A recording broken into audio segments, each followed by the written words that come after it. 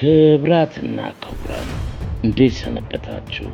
ይህ በሳምንት አንድ ቀን በአዲስ ንስር ሚዲያ አዘጋጅነት ወደ እናንተ የሚደርሰው የሌጀንዶቹ ድምፅ ፕሮግራማችን ነው። እንደተለመደው እስከ ፕሮግራማችን ፍጻሜ ድረስ ከእኛ ጋር ይቆዩ ዘንድ አክብሮታዊ ግብዣችንን በማቅረብ ወደ ዕለቱ ፕሮግራም እናመራለን። በዛሬው ፕሮግራማችን የቀድሞ የኢትዮጵያ መድንና የኢትዮጵያ ብሔራዊ ቡድን ተጫዋች የነበረውን አብርሃም ብስራትን ታሪክ ይዘንላችሁ ቀርበናል።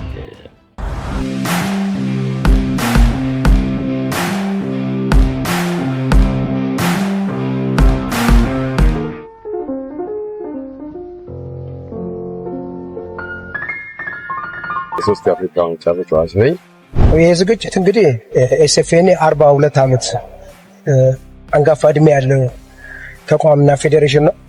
ሙሳ ኳስ የምንጫወተው ማታ ማታ ደግሞ እራት እየበላን እንጆ እያደረገ ስፖርት ስፓን ነው እና ውልደትና እድገቱ በመዲናዋ አዲስ አበባ ልደታ አካባቢ ነው። ከዚህ አካባቢ በርካታ ተጫዋቾች በመውጣት ከክለብ ባለፈ በሀገር አቀፍ ደረጃ ለኢትዮጵያ ብሔራዊ ቡድን በመጫወት ሀገራቸውን በሙያቸው አገልግለዋል። ወንድማማቾቹ ግርማና ፋሲል አብርሃ፣ አንተነህ አላምረው፣ አያሌው ኩማ ለዋቢነት ይጠቀሳሉ። የዛሬው የሌጀንዶቹ ድምፅ እንግዳችን አብርሃም ብስራት ታላቅ ሁለት ወንድሞቹም በክለብ ደረጃ ተጫውቶ አሳልፈዋል። ለረጅም ዓመታቶች የቅዱስ ጊዮርጊስ ቡድን አምበል የነበረው 8 ቁጥር ለባሹ አዲስ ብስራት የዛሬው እንግዳችን ታላቅ ወንድም ነው። አዲስ ብስራት ለረጅም ዓመታቶች በወጥ አቋም በመጫወትና በአመለ ሸጋነቱ የመላውን ስፖርት ቤተሰብ ልብ ከመግዛት ባለፈ ሁሉን አቀፍ ተወዳጅነትን ያተረፈ ተጫዋች እንደነበር ይታወቃል። የዛሬው የሌጀንዶቹ ድምፅ እንግዳችን አብርሃም ብስራት የኳስ ጅማሬውን መንደርደሪያ ያደረገው ለቀበሌ በመጫወት ነበረ። በቀጣይ ኢትዮፍ ለሚባለው የሰራተኛ ቡድን ተጫውቷል። አብርሃምን ብስራት ለኢትዮፍ የመይሰማ ቡድን የተጫወተው በሌላ ሰው ቲሴራ እንደነበር ይታወሳል። በወቅቱ የቡድኑ አሰልጣኝ የነበረው አሰልጣኝ መርሻ ሚደቅሳ ለቀበሌና ለኢትዮፍ ቡድን መጫወቱን ሊቀበለው አልቻለም። በዚህም ለቡድኑ እንዳይጫወት ከለከለው።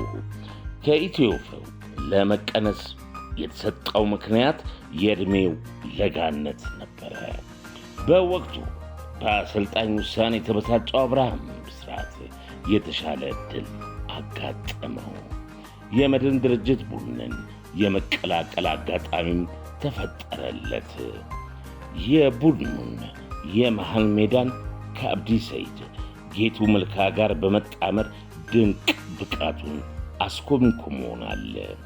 ትልቅ አድናቆትም አተርፏል። አብርሃም ብስራት ከችሎታው በተጨማሪም በአንድ ባህሪው ይታወቃል። ሽንፈትን አምርሮ ይጠላታል። በዚህ መነሻነትም ሜዳ ላይ የሚያሳየው እልህና አልሸነፍ ባይነቱ ልዩ መጋለጫው ነበረ። ከተጋጣሚ ቡድን ተጫዋቾች ጋር ሜዳ ውስጥ የሚፈጥራቸው ውዝግብና አለመግባባቶች የተለመዱ ነበሩ። በ80ዎቹ አጋማሽ ታላቅ ወንድሙ አዲስ ብስራት ጊዮርጊስን፣ እሱ መድንን ወክለው ሜዳ ላይ ይገናኛሉ። በጨዋታው አንድ ያልተለመደና አዲስ ክስተት ተስተዋለ።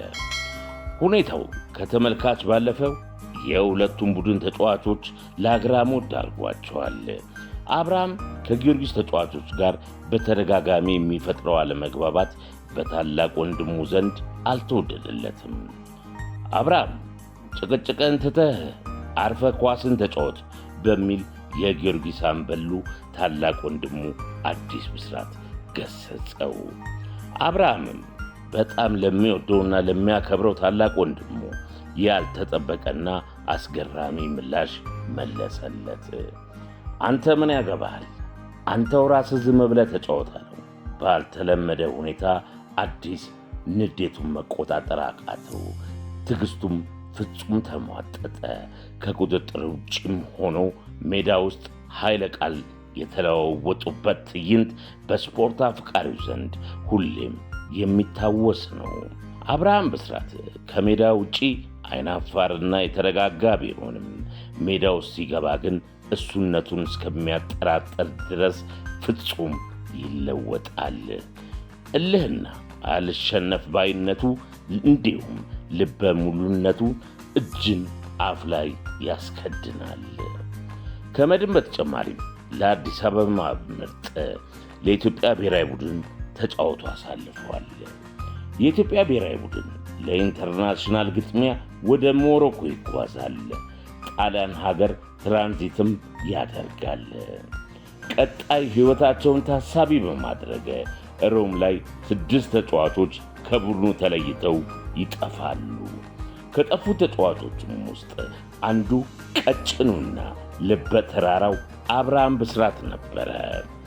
በዛሬው የሌጀንዶቹ ድምፅ እንግዳችን አብርሃም ብስራት ዙሪያ ከተሰጡት አስተያየቶች አንዱን ላካፍላችሁ። የኦሜርላ ቡድን የተከላካይ መስመር ተጫዋች የነበረው ጥበበ ሰለሞን የተጋጣሚ ቡድን አጥቂዎችን በየትኛውም ዘዴ በማቆም ይታወቃል። በኳስ የሚያስቸግረው አጥቂ ካለ ያስፈራረዋል፣ ይሰድበዋል። ከዛ ካለፈም በከርን ወይም በቦክስ አቅምሶት ከሜዳ ያስወጣዋል።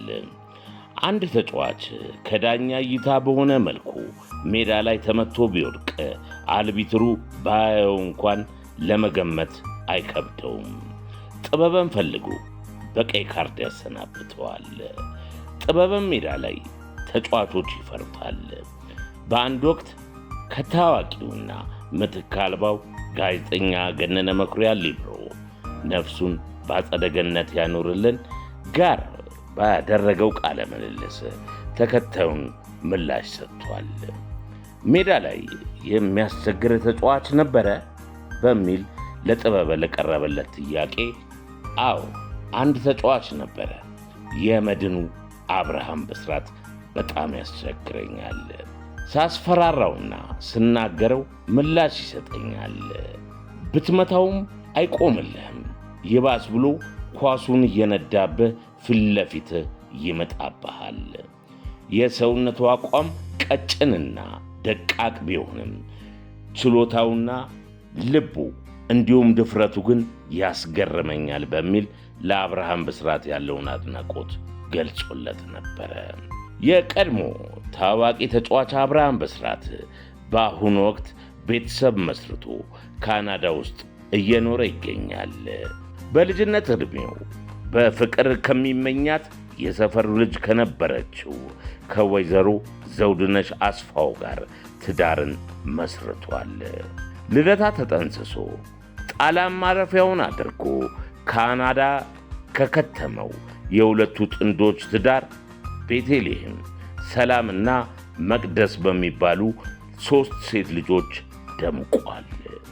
አብርሃም ብስራት ከመላው ቤተሰብ ጋር ባለበት ሰላምህ ብዘት ይበልልህ። ውድ የሌጀንዶቹ ድምፅ ተከታታዮች የአዲስ ንስር ሚዲያ ማኔጂንግ ዳይሬክተር ኮች ኤልያስ እንዳለ ከአብርሃም ብስራት ጋር ያደረገውን ቃለ ምልልስ ከዚህ በታች አቀርብንላችኋል። በእኔ በኩል አበቃው። ይህ የሌጀንዶቹ ድምፅ ነው። ከሳምንት እስከ ሳምንት መልካም ሳምንት ይሆንላችሁ። እስቲ እንደው ራስን ብታስተዋውቅልን ለማያውቁ ማለት ነው። አብርሃም ብስራት እባላለሁ። ከአገር ሳልወጣ ለኢትዮጵያ መድን ድርጅት ለ5 ዓመት ተጫውቻለሁ። ትውልዴ አዲስ አበባ ልደታ ሰፈር ልጅ ነኝ። ዲሪሞ ሜዳ ያደግኩት የአዲስ አበባ ልጆች እድገታቸው ጊዜ በኳስ ላይ የተመሰረተ ነው። ማንኛውም የአዲስ አበባ ልጅ ከልጅነት ጀምሮ ኳስ ሲጫወት በሰፈር ያደግኩት በኋላ ለቀበሌ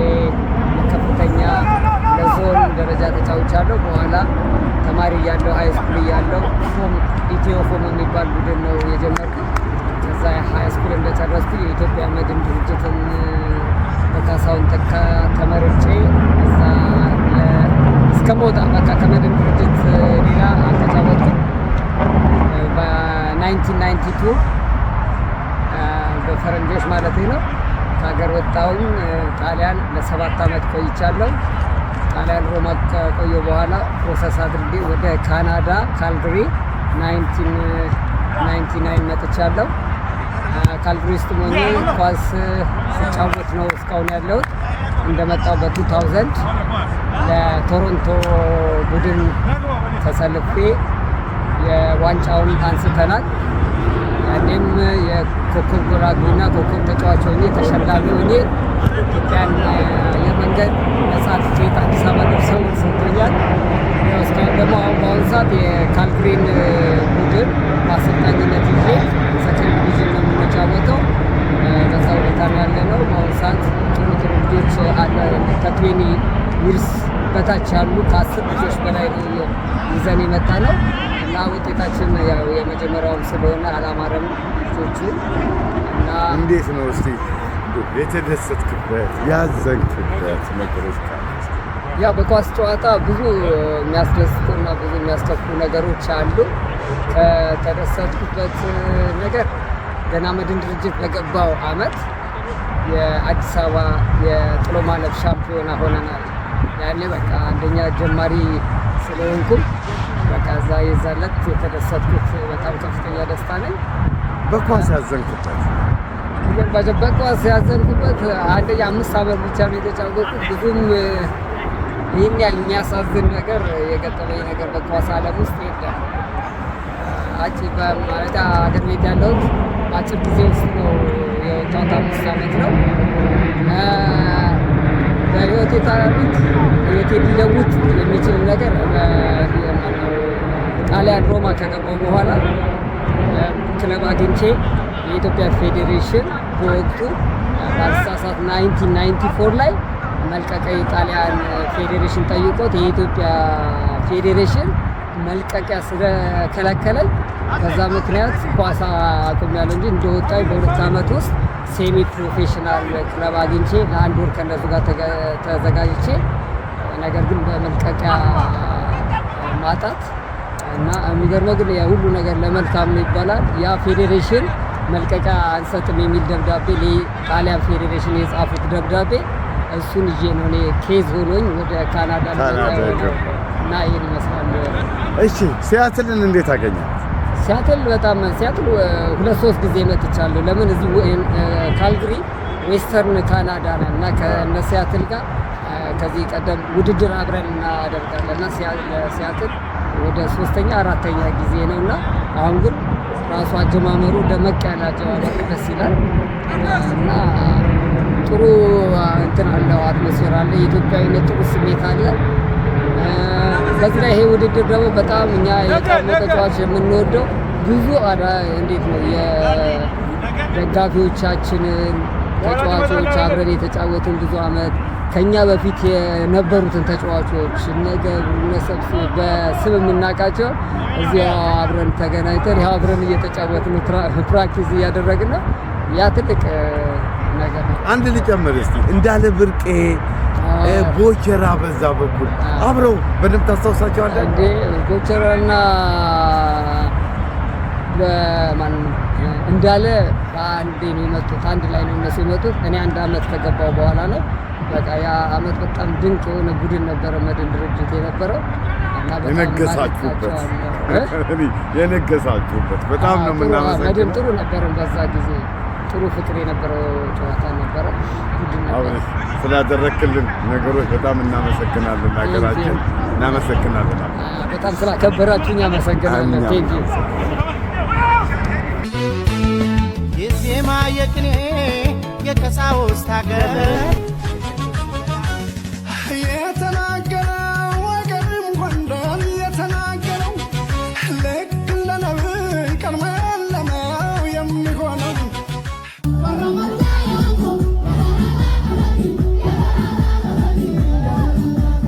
This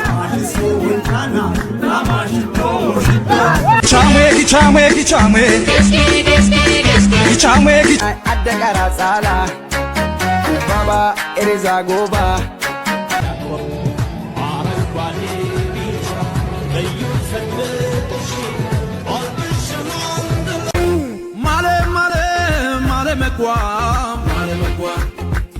Male Mekwa Kira afara gaba Ya Bulay Sabeti Bara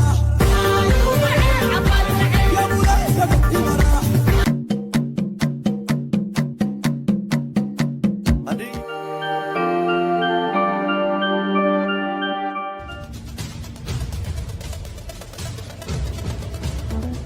አዲስ ንስር ስፖርት እግር ኳስ፣ ቅርጫት ኳስ፣ አትሌቲክስ፣ ቦክስ፣ ሌሎችንም ስፖርቶች ይዳስሳል። ዘመን የማይሽራቸው መሳጭ ታሪኮች ይቀርቡበታል። አዲስ ንስር ስፖርት